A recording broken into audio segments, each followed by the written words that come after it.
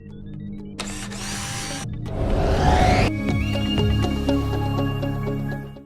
at 360 Rise, we work to make sure you have the best product possible.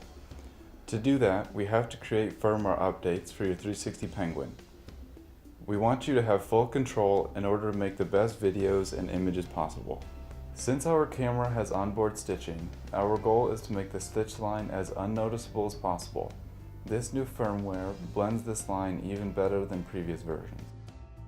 This firmware also works to better anti-shake, giving higher quality images. We discovered fireflies in low light images.